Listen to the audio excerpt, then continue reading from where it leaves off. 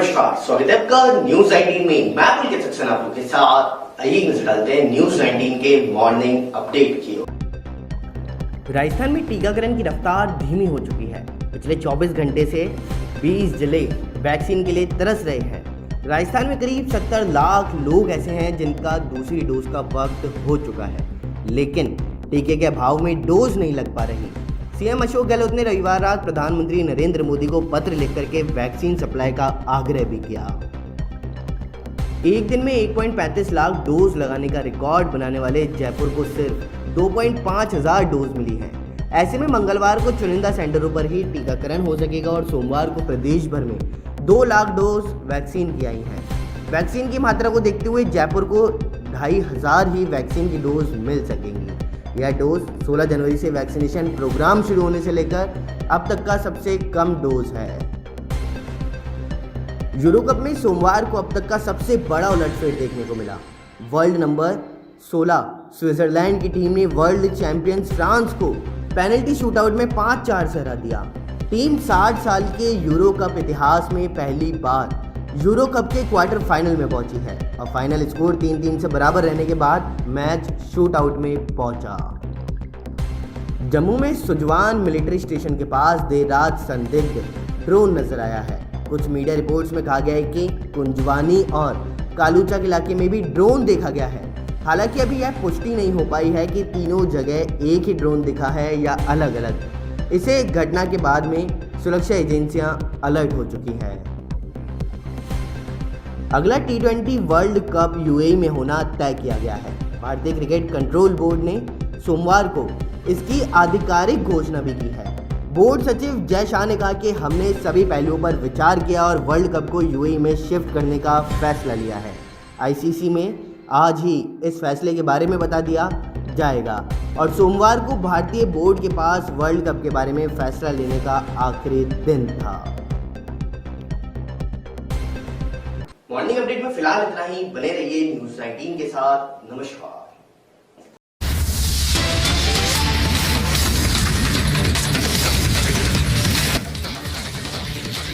भरतपुर से बड़ी खबर सामने आ रही है, जिसमें आप सभी को बता दूं, भरतपुर के गोपालगढ़ थाने में एसीबी ट्रैप का मामला सामने आया है। ट्रैप में पकड़ी गई महिला कांस्टेबल सोनिया सिंह को 15 दिन पहले ही शिकायत पर एसपी ने बुला लिया था। वहीं साथ ही साथ लेकिन राजनीतिक रसूखात के चलते हुए फिर भेज दिया गया था थाने पर।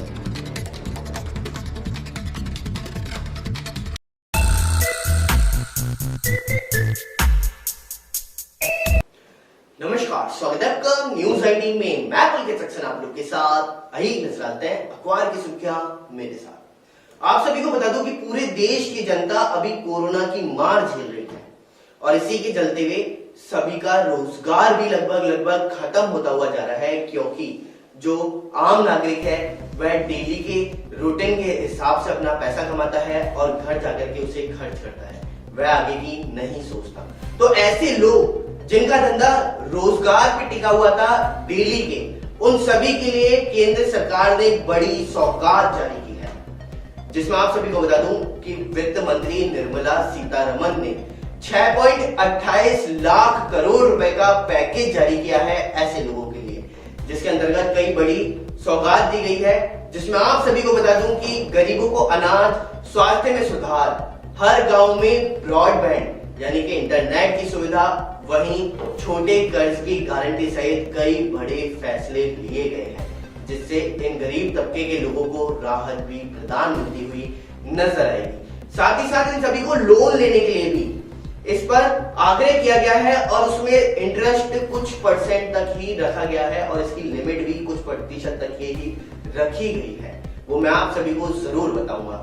साथ ही साथ अभी एक नजर डालते हैं दूसरी खबर की ओर, जिसमें आप सभी को बता दूं कि जम्मू एयरफोर्स पर जो अभी ड्रोन से 2 धमाके किए गए थे, उसके बाद में एक बार फिर आतंकवादियों का हौसला बुलंद होता हुआ नजर आया है, क्योंकि कल एक बार फिर ऐसे ही ड्रोन और देखने को मिले हैं। और इसमें आप सभी को बता दूं कि साबा सेक्टर में 2 और ड्रोन नजर आए थे और वहीं हमारे जवानों ने उनके ऊपर फायरिंग की और फायरिंग करने के बाद में पूरे एरिया की छानबीन भी उन्होंने करी है, ताकि से अगर उस ड्रोन की गोली लगी हो तो वह कहीं गिरा हो तो उसको साफ साफ पकड़ करके पता लगाया जा सके कि आखिरकार वह कहां से आ रहे हैं। और इसी के चलते हुए आप सभी को बता दूं कि वायुसेना के अधिकारियों ने कहा है कि ऐसे हमलों से ज्यादा नुकसान नहीं हुआ, लेकिन अगर यह ड्रोन एयरक्राफ्ट पर गिर जाते तो फिर करोड़ों रुपए तक का नुकसान होना संभव था, लेकिन ऐसा नहीं हुआ है।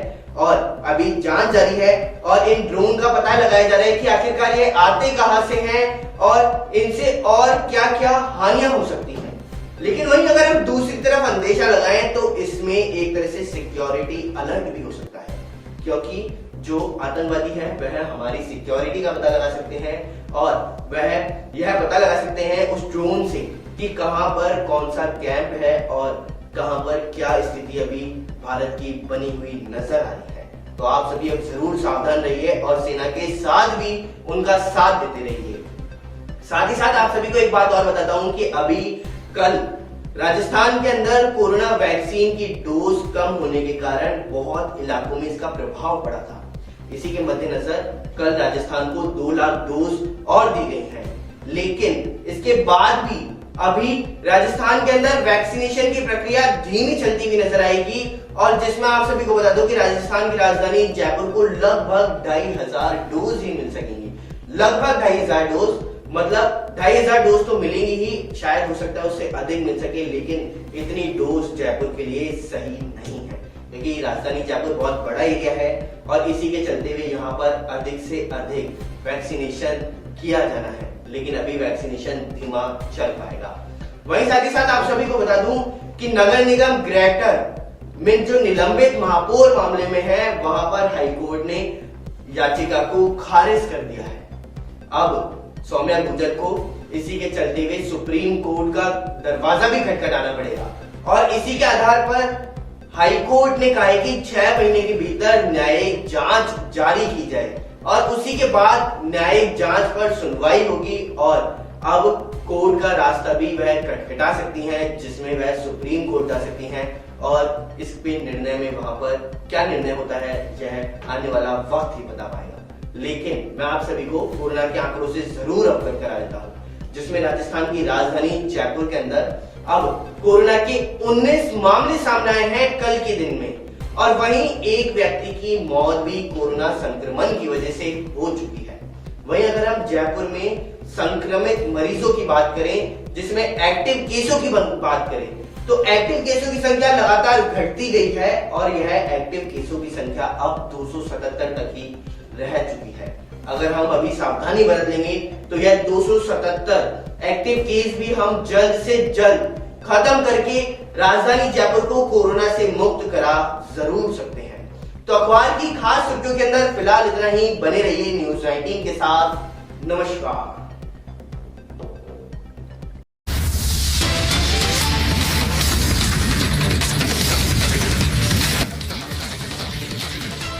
वहीं झालावाड़ से आप सभी को बता दूं बड़ी खबर सामने आ रही है, जिसमें झालावाड़ की बेटी पूजा तेजी ने किया है नाम रोशन।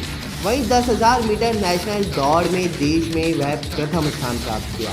पटियाला में 60वीं national inter state senior athletics championship प्रतियोगिता में गोल्ड मेडल भी जीता।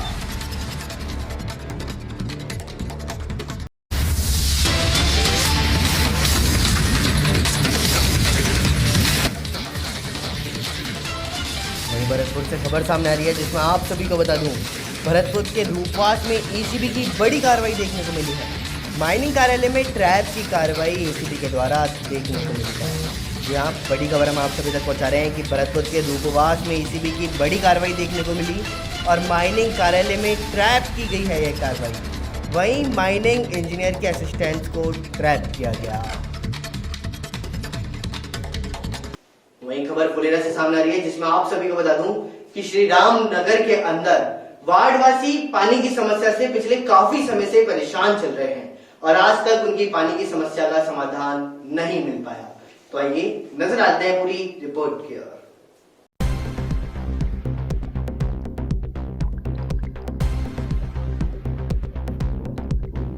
फुलेरा कस्बे के एक बड़े भाग श्री राम नगर के वार्ड नंबर 2 से वार्ड नंबर 12 तक इस भीषण गर्मी में पानी की समस्या के लिए श्री राम नगर विकास समिति के नवनिर्वाचित अध्यक्ष अशोक वासुदेव के नेतृत्व में समिति पदाधिकारियों ने जलदाय विभाग की कनिष्ठ अभियंता को ज्ञापन प्रेषित कर विभिन्न समस्याओं के समाधान हेतु मांग की गई। ज्ञापन में बताया कि वार्ड नंबर 2 से वार्ड नंबर 12 में जलदाय विभाग के कर्मचारियों व संबंधित अधिकारियों की लापरवाही की वजह से पानी सप्लाई में अनियमितता हो रही है, जिससे आमजन को समय पर पानी उपलब्ध नहीं हो पा रहा और मजबूरन लोगों को महंगे दाम पर पानी के टैंकर मंगाने पड़ रहे हैं। इन वार्डों में पेयजल सप्लाई की पाइपलाइन 30 से 35 साल पुरानी होने के कारण आए दिन लीकेज होती रहती है, जिससे कि पानी की सप्लाई तो बाधित होती है, साथ ही पाइपलाइन का पानी दूषित भी हो रहा है, जिससे जनता में बीमारियां फैलने का खतरा बना हुआ है। और पानी की सप्लाई के साथ बिजली काटने की परंपरा भी काफ़ी समय से चल रखी है, परंतु पीएचईडी विभाग व विद्युत विभाग में तालमेल के अभाव के कारण दिन में 2 बार सूचना लाइट काट दी जाती है और जिस समय लाइट काटी जाती है उस समय पानी की सप्लाई भी नहीं करी जाती। वहीं पानी सप्लाई का समय जो अनुमित 30 से 40 मिनट का होता है, लेकिन कम कंप्रेसर की वजह से ऊंचाई वाले क्षेत्र में 30 से 40 मिनट में केवल 5 से 10 बाल्टी ही पानी आता है, जो कि इस भीषण गर्मी में ऊंट के मुंह में जीरे के समान होता है। ऊंचाई वाले इलाकों की सप्लाई के लिए और पानी की पहुंच के लिए गंभीरता से योजना बना करके पानी की सप्लाई की व्यवस्था की जाए, साथ ही उपरोक्त सभी समस्याओं का समाधान जल्द से जल्द करवाने हेतु मांग की जाए। चलिए अब एक रुक करते हैं अगली खबर की ओर, जिसमें आप सभी को बता दूं कि झड़वासा कस्बे के अंदर राजपूत समाज ने करनी सेना ने 111 पौधों का रोपण शमशान के अंदर किया है। तो आइए नजर डालते हैं पूरी रिपोर्ट की ओर। झड़वासा कस्बे में राजपूत समाज के करनी सेना ने राजपूत शमशान में 111 पौधे रोपे हैं। कोरोना की दूसरी वेव में जिस तरह ऑक्सीजन की कमी के चलते हुए कोरोना मरीजों को तड़पकर अपनी जान देनी पड़ी, इसी से प्रेरित होकर के और पर्यावरण शुद्धि के लिए झड़वासा सरपंच भंवर सिंह गौड़ ने अपने कार्यकर्ताओं के सहयोग से कस्बे के राजपूत शमशान में सोमवार को गुलमोहर, नीम, सेमल, शीशम, करंज, सिल्वर लॉक, बीलपत्र और अल्स्टर्ड के 111 पेड़ लगाए हैं। साथ ही करनी सेना के जिलाध्यक्ष भवानी सिंह गौड़ ने बताया कि इसी तरह और इसी बरसाती मौसम की शुरुआत में झड़वासा के सार्वजनिक स्थानों और निजामपुरा, रसूलपुरा, मोतीपुरा, कुम्हारिया और भटियानी सड़कों के दोनों तरफ 500 पेड़ और पौधे लगाने का लक्ष्य रखा है, जिसे जल्द ही लगाया जाएगा। और इसी मौके पर सुरेंद्र सिंह, वीरेंद्र सिंह राठौड़, भगवान सिंह, दौलत सिंह, राम सिंह, श्याम सिंह, राजवीर सिंह, मानवीर सिंह, हनुमान सिंह सहित कई लोग उपस्थित रहे। चलिए अब एक रुक करते हैं अगली खबर की ओर, जिसमें आप सभी को बता दूं कि लगातार देश के अंदर कोरोना महामारी से लोग परेशान हैं, लेकिन इसी बीच कुछ लोग ऐसे भी हैं जो कोरोना योद्धा की तरह इस महामारी से लड़ रहे हैं। और ऐसे वीर योद्धाओं का पूनम अंकुर छाबड़ा शराबबंदी राष्ट्रीय अध्यक्ष जो है उन्होंने स्वागत सम्मान किया है। तो आइए नजर डालते हैं पूरी रिपोर्ट की ओर। कोरोना महामारी के खिलाफ पूरी दुनिया एकजुट होकर के युद्ध लड़ रही है। हमारे डॉक्टर्स, नर्स, पुलिस प्रशासन, मीडिया कर्मी और अन्य फ्रंट लाइन वॉरियर्स दिन रात मानव सेवा भी कर रहे हैं। और इसी महामारी से संक्रमित होकर बहुत से कोरोना योद्धाओं ने अपनी जान को भी गंवाया है। बाकी कोरोना योद्धा अपनी जान की बाजी लगाकर लगातार देश की सेवा कर रहे हैं। इसी क्रम में जस्टिस फॉर छाबड़ा संगठन ने यह निर्णय लिया है कि कोरोना योद्धाओं का सम्मान कर उनका मनोबल बढ़ाया जाएगा। इसी क्रम में doctor Satyajit Sodhi, Asha Rajawat, LHV vaccine depot incharge Shilpa GANM व समाज सेवी उम्मीद सिंह को जस्टिस फॉर छाबड़ा संगठन की राष्ट्रीय अध्यक्ष पूनम अंकुर छाबड़ा के द्वारा सम्मान पत्र देकर सम्मानित किया गया। पूनम अंकुर छाबड़ा ने कहा कि सभी कोरोना योद्धा दिन रात देश की सेवा भी कर रहे हैं। वो अपनी जान की बाजी लगाकर हम सभी की सेवा कर रहे हैं। इनका सम्मान ज़रूरी है और अभी तक संगठन ने ऑनलाइन 5000 से ऊपर सम्मान पत्र देकर कोरोना योद्धाओं का सम्मान किया है। वही खबर बांदीकुई से सामने आ रही है, जहां पर आप सभी को बता दूं कि गुर्जर महासभा के पदाधिकारियों के द्वारा कोरोना योद्धाओं का स्वागत सम्मान किया गया। आज राजकीय प्राथमिक स्वास्थ्य केंद्र गोलाड़ा में युवा गुर्जर महासभा प्रदेश महामंत्री सुभाष मालवीय, तहसील अध्यक्ष ओम प्रकाश गुड़ा द्वारा कोरोना योद्धा डॉक्टर दयाराम गुर्जर व उनके समस्त नर्सिंग स्टाफ का मालावे साफा पहनाकर भव्य स्वागत और सम्मान समारोह आयोजित किया गया, जिसमें सभी को मास्क, सैनिटाइजर और एक सैनिटाइजर स्टैंड वितरित किए गए हैं। साथ ही साथ पक्षियों के लिए परिंदे लगाए गए और युवा महासभा प्रदेश महामंत्री सुभाष माल ने कहा कि डॉक्टर दयाराम गुर्जर ने कोरोना महामारी के समय अपने पूरे परिवार के कोरोना पॉजिटिव होने के बाद भी हिम्मत नहीं हारी और अपने परिवार से दूर रहकर भी रोज सेवा दी। ऐसे कोरोना योद्धा का सम्मान करके हम भी गर्व हो रहा है।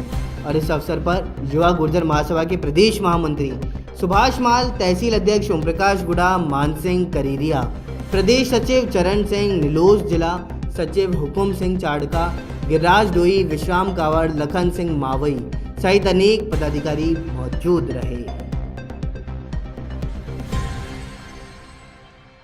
वहीं खबर फागलिया से सामने आ रही है, जहां पर फागलिया पंचायत समिति के गौड़ा ग्राम पंचायत में आज सेवानिवृत्त समारोह आयोजित किया गया। यह सोशल डिस्टेंसिंग की पूर्ण पालना के साथ में आयोजित किया गया है। तो आइए नजर डालते हैं पूरी रिपोर्ट की ओर। फागलिया पंचायत समिति के गौड़ा ग्राम पंचायत स्थित सीनियर स्कूल में मंगलवार को रामकिशोर खाती का सेवानिवृत्त समारोह आयोजित हुआ। कार्यक्रम के मुख्य अतिथि सेडवा उपखंड अधिकारी सुनील कुमार चौहान ने उपस्थित शिक्षकों को शिक्षा जगत में नया कीर्तिमान स्थापित करने का आह्वान भी किया है। साथ ही सेडवा मुख्य ब्लॉक शिक्षा अधिकारी प्रवीण कुमार भूषण ने खाती साहब के सेवाकाल में किए गए शैक्षणिक व बौद्धिक विकास के कार्यों की प्रशंसा करते हुए उपस्थित शिक्षकों को उनके कदमों पर चलने की बात भी कही है। मुख्य वक्ता शिक्षक नेता ईश्वर सिंह गंगासरा ने शिक्षक संगठन सेडवा की तरफ से स्मृति चिन्ह भेंट कर सुखद भविष्य की शुभकामनाएं की हैं। वह खाती के जीवनी प्रकाश पर जीवन प्रकाश डाला। साथ ही बालिकाओं ने सरस्वती वंदना व स्वागत गीत प्रस्तुत किया है। स्टाफ के साथियों ने सोने की अंगूठी, लैपटॉप, प्रिंटर सहित साफा पहनाकर व पट्टू उड़ा करके विदा किया। सेवानिवृत्त हो रहे प्रधानाचार्य ने शिक्षकों को कर्म में विश्वास रख करके समय पर ईमानदारी से कार्य करने की बात भी कही है और विद्यार्थियों को भावी जीवन संवारने की सीख दी। कार्यक्रम में ACBEO हीरालाल चौधरी, सरपंच प्रतिनिधि रायमल राम मेघवाल, प्रेमराम बोला, तेज सिंह चौहान, बगाराम सुधार सहित कई लोग उपस्थित रहे। कार्य का सफल संचालन वरिष्ठ अध्यापक कृष्ण कुमार यादव ने किया।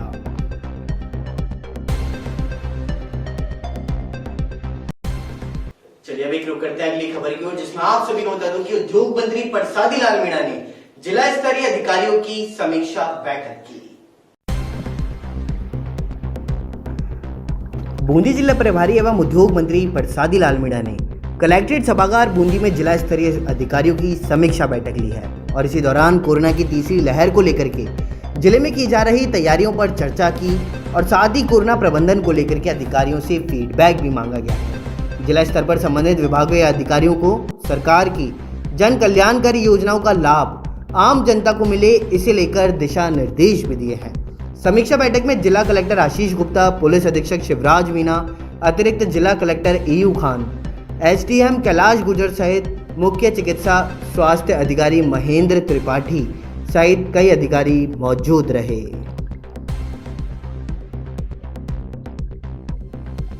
वहीं खबर बांदीकुई से सामने आ रही है, जहां पर प्रांतीय अधिकारियों का आज सम्मान समारोह आयोजित किया गया। तो आइए नजर डालते हैं पूरी रिपोर्ट की ओर।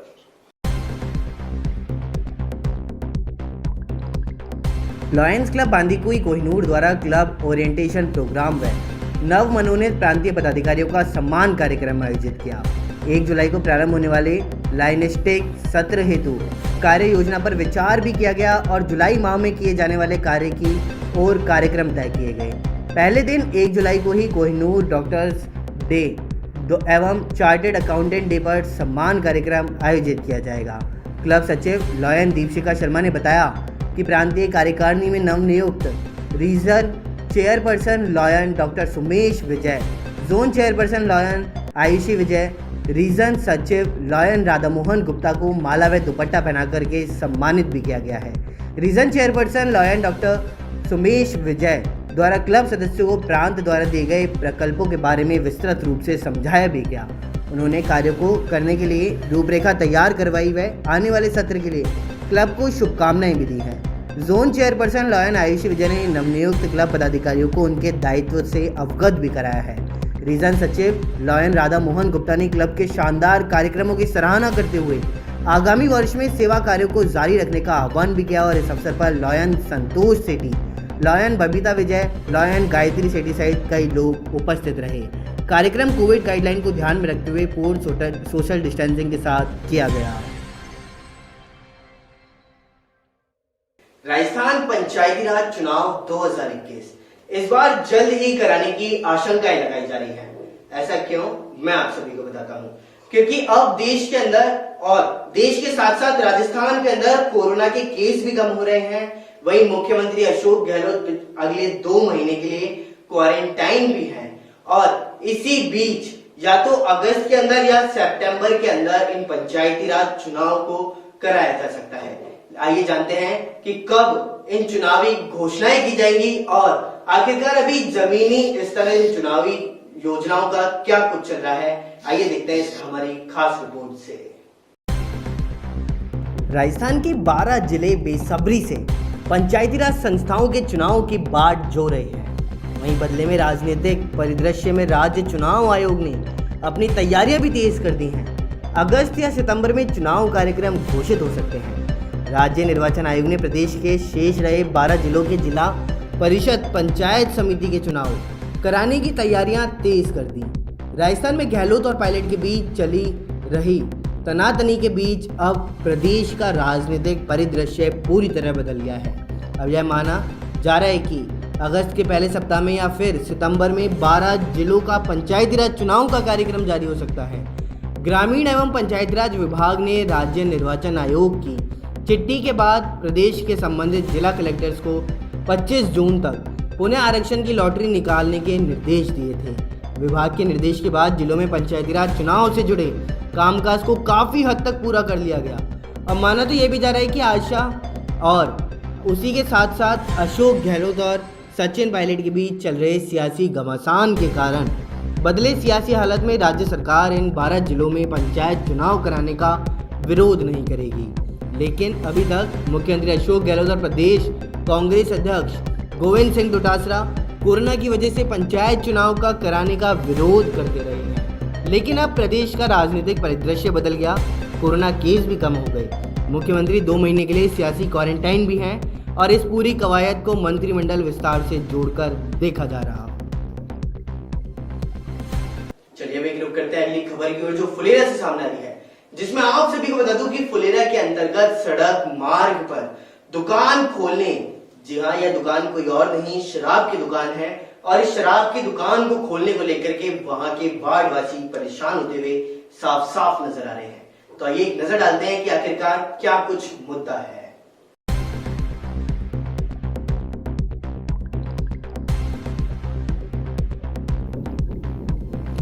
फुलेरा कस्बे में आज सुबह वार्ड संख्या 4 के वार्ड वासियों ने कॉलोनी में शराब की दुकान नहीं खोलने को लेकर पहले ही प्रशासन को शिकायत कर चुके थे। इसके बावजूद आज शराब की दुकान के ठेकेदार ने सड़क किनारे दुकान खोलने को लेकर कंटेनर ला करके रख दिया, जिसका वार्ड वासियों ने विरोध किया और क्रेन मंगवाकर उस कंटेनर को मोहल्ले से दूर रखवा दिया। वहीं कॉलोनी वासियों व पार्षद व पालिका उपाध्यक्ष योगेश सैनी ने बताया कि अगर यहाँ शराब की दुकान खोली गई तो इसका पुरजोर तरीके से विरोध करते हुए प्रशासन के खिलाफ धरना प्रदर्शन करेंगे। और इस मामले में आबकारी सीआई से फ़ोन पर बात करी तो उनका कहना है कि वार्ड में शराब दुकान नहीं खोलने को लेकर पूर्व में पालिका उपाध्यक्ष द्वारा एक ज्ञापन दिया गया था, लेकिन आज जो कंटेनर किसने रखा, किस कारण से रखा, मुझे इसकी जानकारी नहीं है। योगेश जी, आप फुलेरा के वाइस चेयरमैन भी हैं। आज ये जो पब्लिक यहाँ इकट्ठी हो रही है, किस चीज़ का हंगामा किया जा रहा है यहाँ पे? ये शराब की दुकान खुली। इस मामले में फिर आपकी क्या कार्रवाई रही? भाई मैंने आबकारी के अंदर और थाने के अंदर दे दी थी लिखावट के अंदर, भाई यहाँ शराब की दुकान नहीं लगाई जाए। उसके बावजूद भी यहाँ कंटेनर रख के चले गए। तो इनको ये लोकेशन पास नहीं करनी चाहिए थी। पब्लिक का इसमें बराबर विरोध रहेगा, पब्लिक का विरोध रहेगा इसके अंदर। भाई दुकान नहीं खोले, अगर ऐसी बात हुई तो पब्लिक और इकट्ठी होगी यहाँ और हंगामा करेगी। ठीक है। नमस्कार। नमस्कार, स्वागत है आपका न्यूज 19 में। मैं पुलकित सक्सेना आप लोग के साथ। आइए नजर डालते हैं न्यूज 19 की फटाफट खबरों की ओर फटाफट अंदाज में। राजस्थान में नियमित रूप से सरकारी भर्तियां निकालने को लेकर के कोई सिस्टम नहीं है। कई पदों पर तो भर्तियां हुए बीते साल हो गए हैं, लेकिन जब शुरू होती है तो कोई बेरोजगार तो अधिकतम आयु सीमा को पार करके ओवरएज हो जाते हैं। कई भर्तियों को सरकार ने पहले से अटका रखा है और सरकार ने देरी से निकलने वाली भर्तियों में आयु सीमा में छूट का प्रावधान तो कर रखा है, लेकिन यह महज ऊंट के मुंह में जीरे के समान है। जून के महीने में तेल कंपनियों ने 16वीं बार पेट्रोल व डीजल पर रेट बढ़ा दिए हैं। मंगलवार को फिर से तेल कंपनियों ने पेट्रोल पर 36 पैसे और डीजल पर 30 पैसे बढ़ा दिए। अब तक इस महीने में पेट्रोल पर 4 रुपये 69 पैसे, डीजल पर 4 रुपये 33 पैसे बढ़ चुके हैं। बढ़ती तेल कीमतों के कारण महंगाई भी लगातार बढ़ रही है, जबकि अंतर्राष्ट्रीय बाजार में कच्चे तेल की कीमतें कम हुई हैं। प्रदेश में दक्षिण पश्चिमी मानसून में देरी की वजह से तेज गर्मी का दौर जारी है।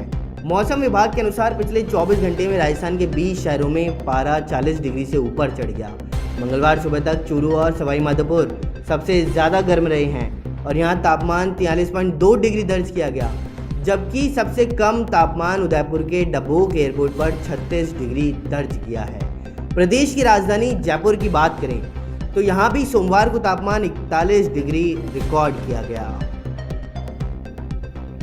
राजस्थान में टीकाकरण की रफ्तार धीमी हो गई है। पिछले 24 घंटे से 20 जिले वैक्सीन के लिए तरस रहे हैं। वहीं राजस्थान में करीब 70 लाख लोग ऐसे हैं जिनका दूसरी डोज का वक्त हो गया, लेकिन टीके के अभाव में डोज नहीं लग पा रही। सीएम अशोक गहलोत ने रविवार की रात प्रधानमंत्री नरेंद्र मोदी तक को पत्र लिख करके वैक्सीन सप्लाई का आग्रह किया।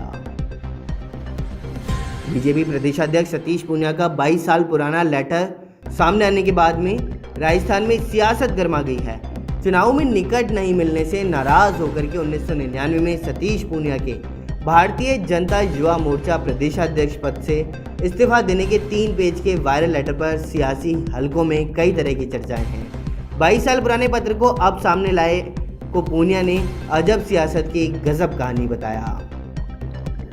ट्विटर इंडिया के एमडी मनीष माहेश्वरी के खिलाफ उत्तर प्रदेश में एक और एफआईआर दर्ज हुई।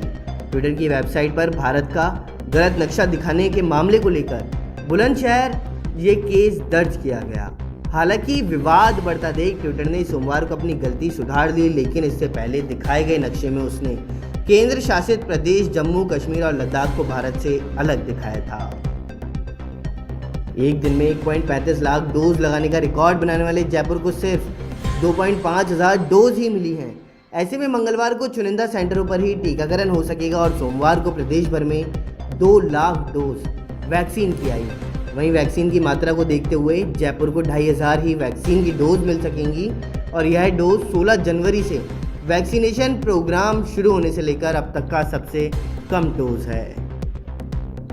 जम्मू में सुजवान मिलिट्री स्टेशन के पास सोमवार देर रात संदिग्ध ड्रोन नजर आया।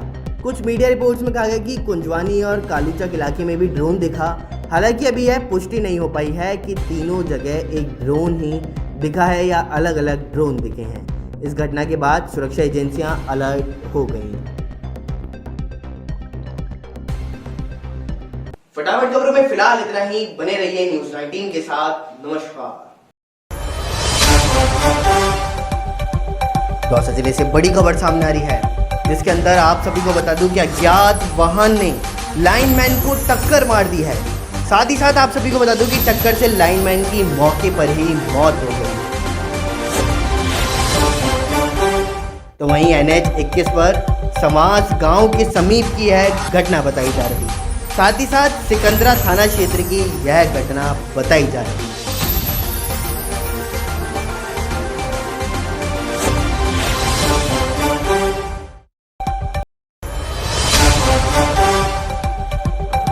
वहीं खबर दौसा जिले से सामने आ रही है, जिसमें आप सभी को बता दूं महिला एवं बाल विकास राज्य मंत्री ममता भूपेश कल सिकराय क्षेत्र के दौरे पर रहेंगी। वहीं साथ ही साथ आप सभी को बता दूं पापड़दा CSC पर विधायक कोच से एम्बुलेंस को हरी झंडी भी दिखाएंगी। जी हाँ, बड़ी खबर हम आप सभी तक पहुंचा रहे हैं कि कल महिला एवं बाल विकास राज्य मंत्री ममता भूपेश सिकराय विधानसभा क्षेत्र के दौरे पर रहेंगी। पापड़दा सीएससी पर विधायक कोष से दी एम्बुलेंस को हरी झंडी दिखाएंगी। तो वहीं गीसगढ़ सीएससी एवं ऑक्सीजन प्लांट का करेंगे शिलान्यास। साथ ही साथ पाटन में गनीपुर में पंचायत भवन का शिलान्यास करेंगी। नमस्कार, स्वागत है आपका न्यूज 19 में। मैं पुलकित सक्सेना आप लोग के साथ। आइए नजर डालते हैं हरियाणा की ओर कि आखिर हरियाणा के अंदर और क्या कुछ चल रहा है। देखिए हमारी ये खास रिपोर्ट में। हिसार डाक विभाग ने एक ही दिन में 1600 लोगों के खातों में डोमेस्टिक मनी ट्रांसफर के तहत 46 लाख रुपए जमा कर एक बार फिर रिकॉर्ड बना लिया। दूसरे नंबर पर तमिलनाडु की शाखा है, वहीं जिसने एक दिन में 37 लाख रुपए जमा कराए। और इसी के तहत हिसार मंडल की फतेहाबाद शाखा ने 25 लाख रुपए जमा कराकर तीसरा, जबकि सिरसा शाखा ने 24 लाख रुपए जमा कराकर चौथा स्थान पाया है। देश में पहला स्थान मिलने पर हिसार के मंडल डाक अधीक्षक संजय कुमार और अन्य स्टाफ की chief post master general Haryana सरकर अंबाला, रंजू प्रसाद, निदेशक डाक सेवाएं हरियाणा निर्मल सिंह ने सराहना की है। हिसार डाक विभाग ने मंडल अधीक्षक संजय कुमार ने बताया कि 26 जून को डोमेस्टिक मनी ट्रांसफर के तहत देश भर में विशेष अभियान चलाया था और इसी के तहत हिसार डाक मंडल ने 360 डाकपाल और पोस्टमैन लगे थे। सभी की मेहनत के बदौलत डीएम में हिसार को देश में पहला स्थान मिला है। मंडल अधीक्षक ने बताया कि मंडल के पास कर्मचारियों ने 2 से लेकर 5 लाख से अधिक रुपए जमा करवाकर पहला स्थान दिलाने में अहम भूमिका निभाई, जिन्हें सम्मानित किया गया।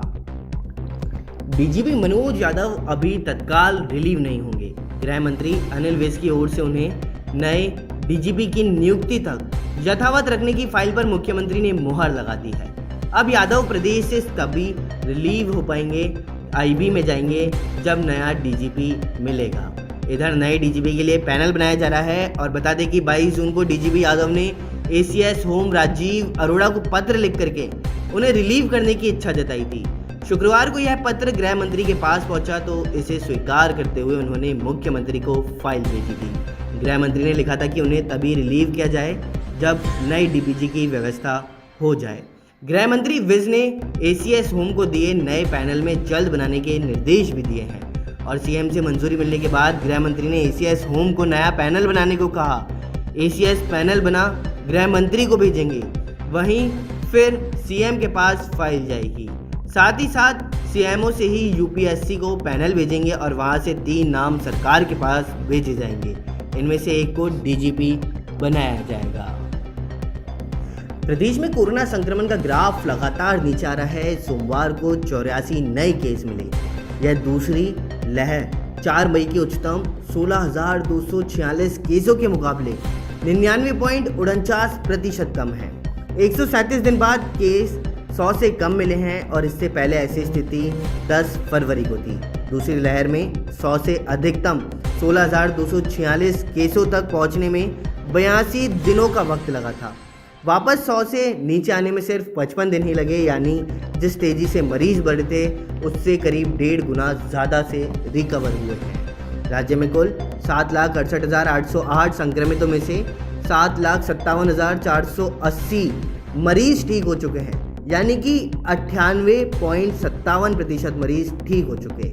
वहीं 9,876 यानी 1.28% की मौत हो चुकी है। अब 1452 0.18% यानी सक्रिय मरीज रह गए और इनमें 698 होम आइसोलेट हैं। उधर देश में 37,012 नए मरीज मिले और इससे पहले 22 मार्च को 39,537 केस मिले थे। सोमवार को 907 मौतें हुई और एक दिन में रिकवर होने वालों की संख्या 56,906 रही है। रिकवर दर बढ़कर के 96.84% तक हो गई।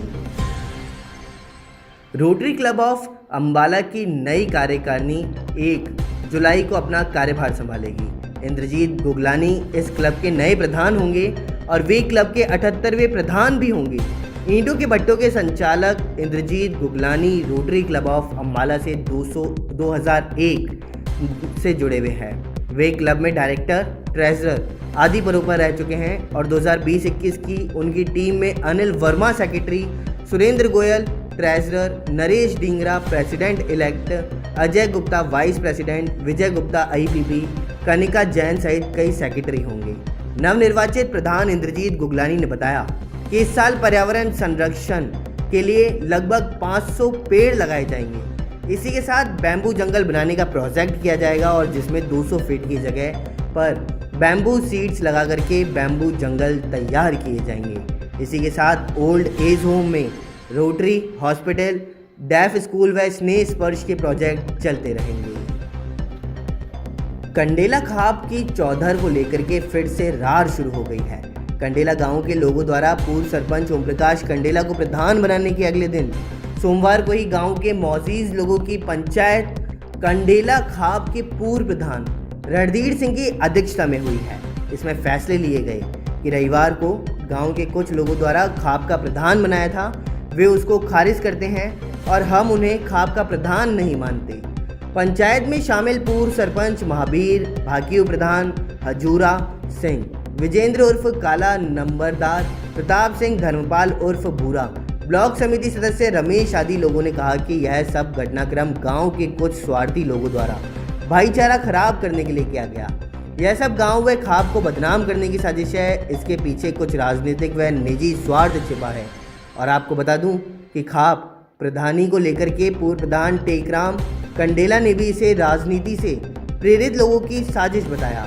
अध्यक्षता कर रहे पूर्व प्रधान रणधीर सिंह ने दावा किया है कि आज की पंचायत में सभी 36 बिरादरी के लोगों ने हिस्सा लिया और अपने विचार भी रखे।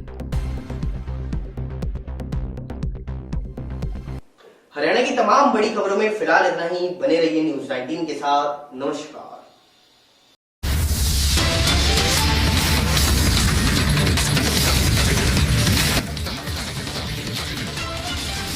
वहीं राजधानी जयपुर से एक और बड़ी खबर सामने आ रही है, जिसमें आप सभी को बता दूं कि राजधानी जयपुर के अंदर जेडीए की बड़ी कार्रवाई देखने को मिली है।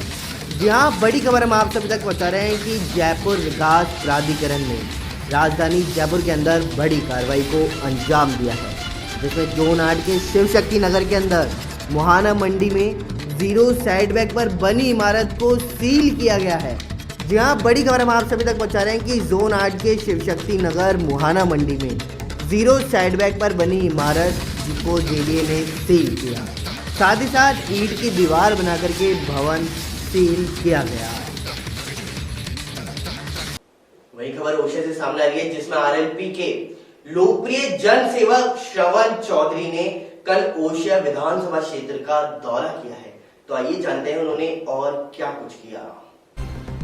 ओशिया में सोमवार को राष्ट्रीय लोकतांत्रिक पार्टी के प्रदेश कार्यकारिणी सदस्य व ओशिया विधानसभा क्षेत्र के लोकप्रिय जन सेवक डॉक्टर श्रवण चौधरी ओशिया विधानसभा के दौरे पर रहे हैं, जहां चौधरी का आरएलपी जोधपुर जिला उपाध्यक्ष जितेंद्र सारण व अन्य कार्यकर्ताओं ने स्वागत सम्मान किया है। फिर जाट छात्रावास ओशिया के संस्थापक एवं किसान कौम के छात्र हितैषी बाबा मुल्ताना राम जानी एवं भीखमकोर में आरएलपी कार्यकर्ता लक्ष्मण पूनिया के पिताजी के निधन होने पर शोक सभा में भाग लेकर के श्रद्धांजलि अर्पित कर परिजनों को ढांढस बनाया।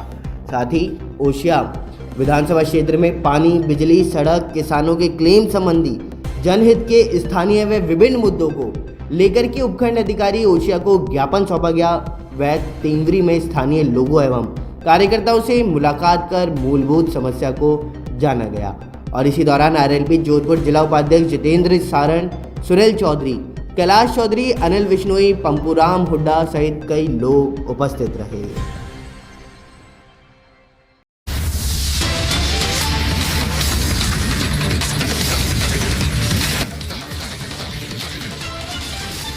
राजधानी जयपुर से एक और बड़ी खबर सामने आ रही है, जिसमें आप सभी को बता दूं विश्वविद्यालय में वैक्सीनेशन कैंप के मामले को लेकर के एनएसयूआई ने की है सीएमएचओ प्रथम नरोत्तम शर्मा से मुलाकात। साथ ही साथ आप सभी को बता दूं कि राजस्थान विश्वविद्यालय के अंदर वैक्सीनेशन कैंप के लिए ज्ञापन सौंपा गया है। तो वहीं प्रदेशाध्यक्ष अभिषेक चौधरी ने सीएमएचओ को ज्ञापन सौंपा। वहीं आप सभी को बता दूं कि मुनीशी मीना ने उदयपुर वाटी के अंदर थाना अधिकारी के रूप में आज पदभार ग्रहण किया है। तो आइए नजर डालते हैं पूरी रिपोर्ट की ओर। मंगलवार को उदयपुरवाटी थाना अधिकारी के रूप में मुनेशी मीणा ने पद ग्रहण किया है और इसी दौरान उन्होंने कहा कि उनकी पहली प्राथमिकता अपराधियों में डर, आमजन में विश्वास रहेगी। महिलाओं पर अत्याचार करने वाले लोगों पर कड़ी कार्रवाई कर सजा दिलाना उनकी प्राथमिकता रहेगी। थाने में आने वाले परिवादी को इंसाफ मिले, इसके लिए पुलिस विभाग हरदम से तैयार है। जो लोग शराब पीकर के उत्पात मचाते हैं उन पर अंकुश लगाना पुलिस विभाग का कार्य है, जो पुलिस विभाग कर देगी।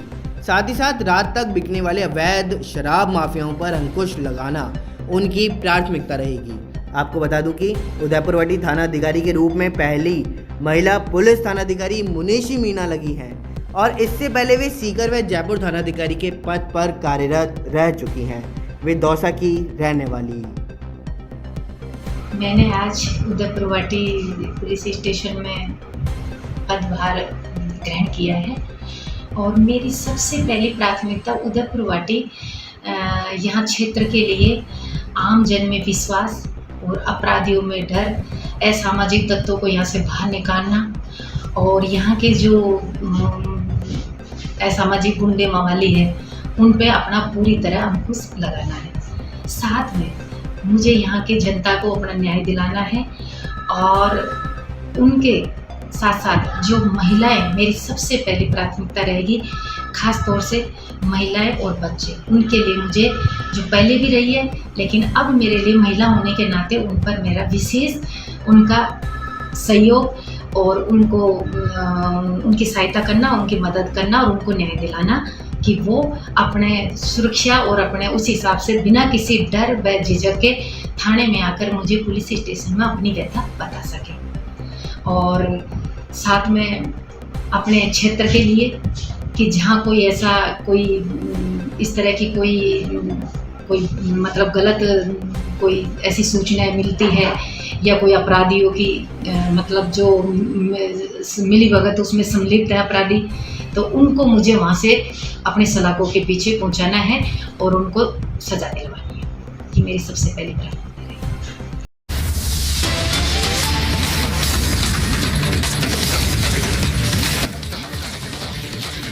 वहीं एलडीसी भर्ती को लेकर के एक और बड़ी खबर सामने आई है।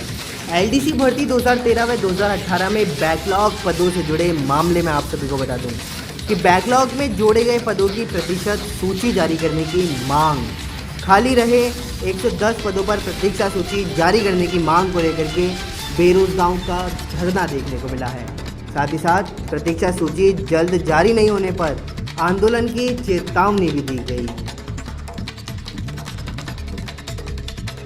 वही खबर अजमेर से सामने आ रही है, जिसमें आप सभी को बता दूं कि अजमेर के अंदर घर में रह रहे बुजुर्ग दंपति की लुटेरों ने हत्या कर दी है। हत्या के पीछे का कारण क्या कुछ है, आइए देखते हैं हमारी इस खास रिपोर्ट से। अजमेर जिला मुख्यालय पर लुटेरों ने घर में अकेले रह रहे एक बुजुर्ग दंपति का गला रेत करके मौत के घाट उतार दिया। लुटेरे कीमती सामान लेकर के फरार हो गए। वारदात की सूचना के बाद शहर में सनसनी फैल गई। पुलिस ने मौके पर पहुंच करके जांच पड़ताल शुरू कर दी।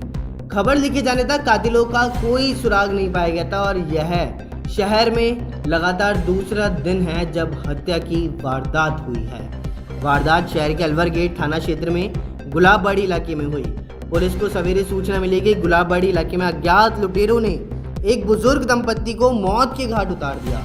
पुलिस मौके पर पहुंची और शुरुआती जांच में पता चला कि हत्या के शिकार मदन सिंह चौहान और उनकी पत्नी नैनी देवी अकेले रहते थे। बताया तो यह भी जा रहा है कि लुटेरों ने पहले दंपति के मकान की रेकी की थी, उसके बाद सोमवार रात दंपति का गला रेत कर उन्हें मौत के घाट उतार दिया।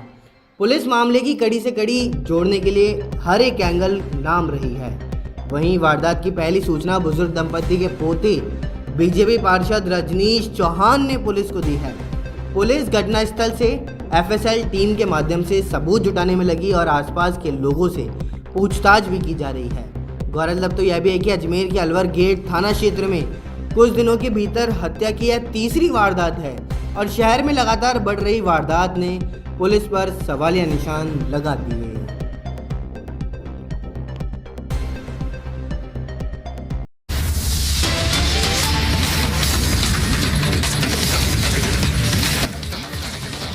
बड़ी खबर सामने आ रही है जिसमें आप सभी को बता दूं कि अजमेर में मादक पदार्थ गिरोह दबोच आया है। वहीं सिविल लाइन थाने की कार्रवाई देखने को मिली तो साथ ही साथ कुख्यात तस्कर के भाई की पत्नी को पकड़ा गया। वहीं आरोपी से 95 ग्राम एमडी पाउडर जब्त किया गया है। तो साथ ही साथ अजमेर में बस स्टैंड पर रेस्टोरेंट की आड़ में यह चला रहा था कारोबार। साथ ही पुलिस कर रही है अभी भी आरोपी से पूछताछ। वहीं खबर फुलेरा से सामने आ रही है, जिसमें आप सभी को बता दूं कि श्री राम नगर के अंदर वार्डवासी पानी की समस्या से पिछले काफी समय से परेशान चल रहे हैं और आज तक उनकी पानी की समस्या का समाधान नहीं मिल पाया। तो आइए नजर आते हैं पूरी रिपोर्ट की ओर।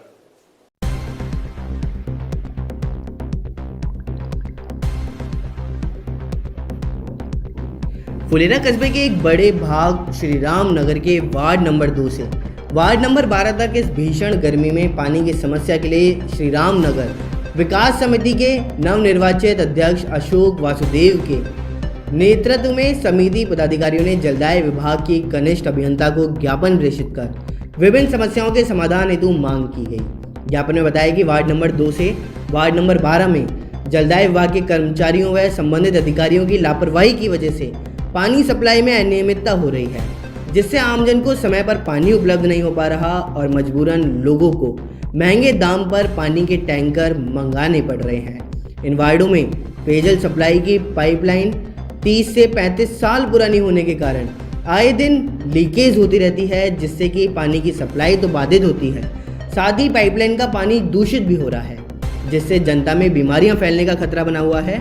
और पानी की सप्लाई के साथ बिजली काटने की परंपरा भी काफ़ी समय से चल रखी है, परंतु पीएचईडी विभाग व विद्युत विभाग में तालमेल के अभाव के कारण दिन में 2 बार सूचना लाइट काट दी जाती है और जिस समय लाइट काटी जाती है उस समय पानी की सप्लाई भी नहीं करी जाती। वहीं पानी सप्लाई का समय जो अनुमित 30 से 40 मिनट का होता है, लेकिन कम कंप्रेसर की वजह से ऊंचाई वाले क्षेत्र में 30 से 40 मिनट में केवल 5 से 10 बाल्टी ही पानी आता है, जो कि इस भीषण गर्मी में ऊंट के मुंह में जीरे के समान होता है। ऊंचाई वाले इलाकों की सप्लाई के लिए और पानी की पहुंच के लिए गंभीरता से योजना बनाकर के पानी की सप्लाई की व्यवस्था की जाए, साथ ही उपरोक्त सभी समस्याओं का समाधान जल्द से जल्द करवाने हेतु मांग की जाए। चलिए अब एक रुक करते हैं अगली खबर की ओर, जिसमें आप सभी को बता दूं कि झड़वासा कस्बे के अंदर राजपूत समाज ने करनी सेना ने 111 पौधों का रोपण शमशान के अंदर किया है। तो आइए नजर डालते हैं पूरी रिपोर्ट की ओर।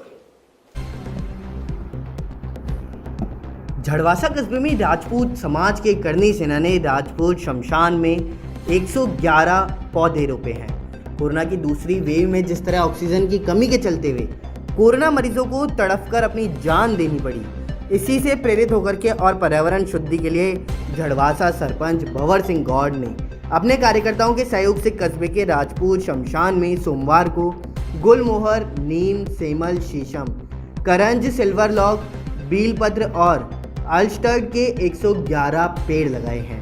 साथ ही करनी सेना के जिलाध्यक्ष भवानी सिंह गौड़ ने बताया कि इसी तरह और इसी बरसाती मौसम की शुरुआत में झड़वासा के सार्वजनिक स्थानों और निजामपुरा, रसूलपुरा, मोतीपुरा, कुम्हारिया और भटियानी सड़कों के दोनों तरफ 500 पेड़ और पौधे लगाने का लक्ष्य रखा है, जिसे जल्द ही लगाया जाएगा। और इसी मौके पर सुरेंद्र सिंह, वीरेंद्र सिंह राठौड़, भगवान सिंह, दौलत सिंह, राम सिंह, श्याम सिंह, राजवीर सिंह, मानवीर सिंह, हनुमान सिंह सहित कई लोग उपस्थित रहे। चलिए अब एक रुक करते हैं अगली खबर की ओर, जिसमें आप सभी को बता दूं कि लगातार देश के अंदर कोरोना महामारी से लोग परेशान हैं, लेकिन इसी बीच कुछ लोग ऐसे भी हैं जो कोरोना योद्धा की तरह इस महामारी से लड़ रहे हैं। और ऐसे वीर योद्धाओं का पूनम अंकुर छाबड़ा शराबबंदी राष्ट्रीय अध्यक्ष जो है उन्होंने स्वागत सम्मान किया है। तो आइए नजर डालते हैं पूरी रिपोर्ट की ओर। कोरोना महामारी के खिलाफ पूरी दुनिया एकजुट होकर के युद्ध लड़ रही है। हमारे डॉक्टर्स, नर्स, पुलिस प्रशासन, मीडिया कर्मी और अन्य फ्रंट लाइन वॉरियर्स दिन रात मानव सेवा भी कर रहे हैं। और इसी महामारी से संक्रमित होकर बहुत से कोरोना योद्धाओं ने अपनी जान को भी गंवाया है। बाकी कोरोना योद्धा अपनी जान की बाजी लगाकर लगातार देश की सेवा कर रहे हैं। इसी क्रम में जस्टिस फॉर छाबड़ा संगठन ने यह निर्णय लिया है कि कोरोना योद्धाओं का सम्मान कर उनका मनोबल बढ़ाया जाएगा। इसी क्रम में doctor Satyajit Sodhi, Asha Rajawat, LHV vaccine depot incharge Shilpa GANM व समाज सेवी उम्मीद सिंह को जस्टिस फॉर छाबड़ा संगठन की राष्ट्रीय अध्यक्ष पूनम अंकुर छाबड़ा के द्वारा सम्मान पत्र देकर सम्मानित किया गया। पूनम अंकुर छाबड़ा ने कहा कि सभी कोरोना योद्धा दिन रात देश की सेवा भी कर रहे हैं। वो अपनी जान की बाजी लगाकर हम सभी की सेवा कर रहे हैं। इनका सम्मान ज़रूरी है और अभी तक संगठन ने ऑनलाइन 5000 से ऊपर सम्मान पत्र देकर कोरोना योद्धाओं का सम्मान किया है। वही खबर बांदीकुई से सामने आ रही है, जहां पर आप सभी को बता दूं कि गुर्जर महासभा के पदाधिकारियों के द्वारा कोरोना योद्धाओं का स्वागत सम्मान किया गया। आज राजकीय प्राथमिक स्वास्थ्य केंद्र गोलाड़ा में युवा गुर्जर महासभा प्रदेश महामंत्री सुभाष मालवीय, तहसील अध्यक्ष ओम प्रकाश गुड़ा द्वारा कोरोना योद्धा डॉक्टर दयाराम गुर्जर व उनके समस्त नर्सिंग स्टाफ का माला व साफा पहनाकर भव्य स्वागत और सम्मान समारोह आयोजित किया गया, जिसमें सभी को मास्क, सैनिटाइजर और एक सैनिटाइजर स्टैंड वितरित किए गए हैं। साथ ही साथ पक्षियों के लिए परिंदे लगाए गए और युवा महासभा प्रदेश महामंत्री सुभाष माल ने कहा कि डॉक्टर दयाराम गुर्जर ने कोरोना महामारी के समय अपने पूरे परिवार के कोरोना पॉजिटिव होने के बाद भी हिम्मत नहीं हारी और अपने परिवार से दूर रहकर भी रोज सेवा दी। ऐसे कोरोना योद्धा का सम्मान करके हम भी गर्व हो रहा है। और इस अवसर पर युवा गुर्जर महासभा के प्रदेश महामंत्री सुभाष माल, तहसील अध्यक्ष ओम प्रकाश गुड़ा, मान सिंह करीरिया, प्रदेश सचिव चरण सिंह नीलोज, जिला सचिव हुकुम सिंह चाड़का, गिरिराज डोई, विश्राम कावड़, लखन सिंह मावई सहित अनेक पदाधिकारी मौजूद रहे। वही खबर फागलिया से सामने आ रही है, जहां पर फागलिया पंचायत समिति के गौड़ा ग्राम पंचायत में आज सेवानिवृत्त समारोह आयोजित किया गया। यह सोशल डिस्टेंसिंग की पूर्ण पालना के साथ में आयोजित किया गया है। तो आइए नजर डालते हैं पूरी रिपोर्ट की ओर। फागलिया पंचायत समिति के गौड़ा ग्राम पंचायत स्थित सीनियर स्कूल में मंगलवार को राम किशोर खाती का सेवानिवृत्त समारोह आयोजित हुआ। कार्यक्रम के मुख्य अतिथि सेडवा उपखंड अधिकारी सुनील कुमार चौहान ने उपस्थित शिक्षकों को शिक्षा जगत में नया कीर्तिमान स्थापित करने का आह्वान भी किया है। साथ ही सेडवा मुख्य ब्लॉक शिक्षा अधिकारी प्रवीण कुमार भूषण ने खाती साहब के सेवाकाल में किए गए शैक्षणिक व भौतिक विकास के कार्यों की प्रशंसा करते हुए उपस्थित शिक्षकों को उनके कदमों पर चलने की बात भी कही है। मुख्य वक्ता शिक्षक नेता ईश्वर सिंह गंगासरा ने शिक्षक संगठन सेडवा की तरफ से स्मृति चिन्ह भेंट कर सुखद भविष्य की शुभकामनाएं की हैं व खाती के जीवनी प्रकाश पर जीवन प्रकाश डाला।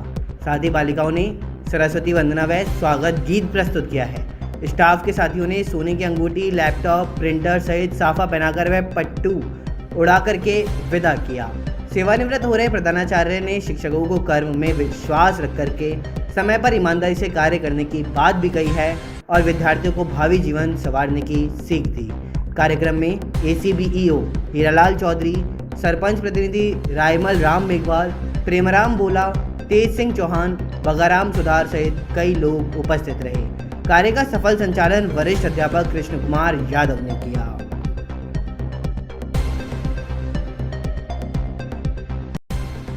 चलिए अभी रुक करते हैं अगली खबर की ओर, जिसमें आप सभी को बता दूं कि उद्योग मंत्री परसादी लाल मीणा ने जिला स्तरीय अधिकारियों की समीक्षा बैठक की।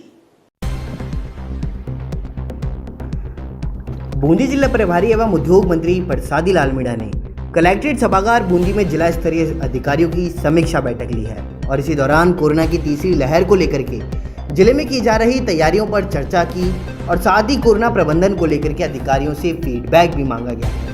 जिला स्तर पर संबंधित विभागों या अधिकारियों को सरकार की जन कल्याणकारी योजनाओं का लाभ आम जनता को मिले, इसे लेकर दिशा निर्देश भी दिए हैं।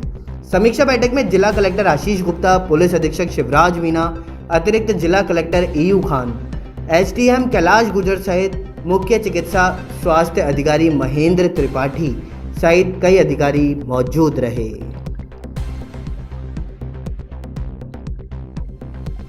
वहीं खबर बांदीकुई से सामने आ रही है, जहां पर प्रांतीय अधिकारियों का आज सम्मान समारोह आयोजित किया गया। तो आइए नजर डालते हैं पूरी रिपोर्ट की ओर।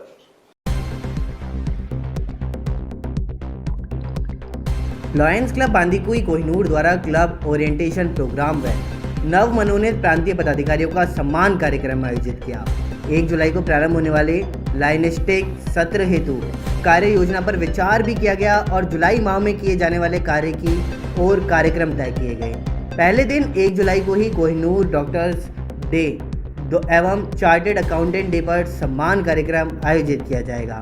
क्लब सचिव लॉयन दीपशिखा शर्मा ने बताया कि प्रांतीय कार्यकारिणी में नवनियुक्त region chairperson lion doctor Sumesh Vijay, zone chairperson lion Ayushi Vijay, region सचिव लॉयन राधामोहन गुप्ता को माला व दुपट्टा पहना करके सम्मानित भी किया गया है। Region chairperson lion doctor Sumesh Vijay द्वारा क्लब सदस्यों को प्रांत द्वारा दिए गए प्रकल्पों के बारे में विस्तृत रूप से समझाया भी गया। उन्होंने कार्यों को करने के लिए रूपरेखा तैयार करवाई व आने वाले सत्र के लिए क्लब को शुभकामनाएं भी दी हैं। जोन चेयरपर्सन लॉयन आयुषी विजय ने नवनियुक्त क्लब पदाधिकारियों को उनके दायित्व से अवगत भी कराया है। रीजन सचिव लॉयन राधा मोहन गुप्ता ने क्लब के शानदार कार्यक्रमों की सराहना करते हुए आगामी वर्ष में सेवा कार्यों को जारी रखने का आह्वान भी किया और इस अवसर पर लॉयन संतोष सेठी, लॉयन बबीता विजय, लॉयन गायत्री सेठी सहित कई लोग उपस्थित रहे। कार्यक्रम कोविड गाइडलाइन को ध्यान में रखते हुए पूर्ण सोशल डिस्टेंसिंग के साथ किया गया। राजस्थान पंचायती राज चुनाव 2021 इस बार जल्द ही कराने की आशंकाएं लगाई जा रही हैं। ऐसा क्यों, मैं आप सभी को बताता हूं। क्योंकि अब देश के अंदर और देश के साथ साथ राजस्थान के अंदर कोरोना के केस भी कम हो रहे हैं। वहीं मुख्यमंत्री अशोक गहलोत अगले 2 महीने के लिए क्वारंटाइन भी हैं और इसी बीच या तो अगस्त के अंदर या सितंबर के अंदर इन पंचायती राज चुनाव को कराया जा सकता है। आइए जानते हैं कि कब इन चुनावी घोषणाएं की जाएंगी और आखिरकार अभी जमीनी स्तर इन चुनावी योजनाओं का क्या कुछ चल रहा है। आइए देखते हैं इस हमारी खास रिपोर्ट से। राजस्थान के 12 जिले बेसब्री से पंचायती राज संस्थाओं के चुनाव की बाट जो रहे हैं। वहीं बदले में राजनीतिक परिदृश्य में राज्य चुनाव आयोग ने अपनी तैयारियां भी तेज कर दी हैं। अगस्त या सितंबर में चुनाव कार्यक्रम घोषित हो सकते हैं। राज्य निर्वाचन आयोग ने प्रदेश के शेष रहे 12 जिलों के जिला परिषद पंचायत समिति के चुनाव कराने की तैयारियां तेज कर दी। राजस्थान में गहलोत और पायलट के बीच चली रही तनातनी के बीच अब प्रदेश का राजनीतिक परिदृश्य पूरी तरह बदल गया है। अब यह माना जा रहा है कि अगस्त के पहले सप्ताह में या फिर सितंबर में 12 जिलों का पंचायती राज चुनाव का कार्यक्रम जारी हो सकता है। ग्रामीण एवं पंचायती राज विभाग ने राज्य निर्वाचन आयोग की चिट्ठी के बाद प्रदेश के संबंधित जिला कलेक्टर्स को 25 जून तक पुनः आरक्षण की लॉटरी निकालने के निर्देश दिए थे। विभाग के निर्देश के बाद जिलों में पंचायती राज चुनाव से जुड़े कामकाज को काफ़ी हद तक पूरा कर लिया गया। अब माना तो ये भी जा रहा है कि आशा और उसी के साथ साथ अशोक गहलोत और सचिन पायलट के बीच चल रहे सियासी घमासान के कारण बदले सियासी हालत में राज्य सरकार इन 12 जिलों में पंचायत चुनाव कराने का विरोध नहीं करेगी। लेकिन अभी तक मुख्यमंत्री अशोक गहलोत और प्रदेश कांग्रेस अध्यक्ष गोविंद सिंह डोटासरा कोरोना की वजह से पंचायत चुनाव का कराने का विरोध करते रहे हैं। लेकिन अब प्रदेश का राजनीतिक परिदृश्य बदल गया, कोरोना केस भी कम हो गए। मुख्यमंत्री 2 महीने के लिए सियासी क्वारंटाइन भी हैं और इस पूरी कवायद को मंत्रिमंडल विस्तार से जोड़कर देखा जा रहा। चलिए अब एक रुख करते हैं अगली खबर की ओर जो फुलेरा से सामने आ रही है, जिसमें आप सभी को बता दूं कि फुलेरा के अंतर्गत सड़क मार्ग पर दुकान खोलने, जी हाँ यह दुकान कोई और नहीं शराब की दुकान है और इस शराब की दुकान को खोलने को लेकर के वहां के वार्डवासी परेशान होते हुए साफ साफ नजर आ रहे हैं। तो आइए एक नजर डालते हैं कि आखिरकार क्या कुछ मुद्दा है।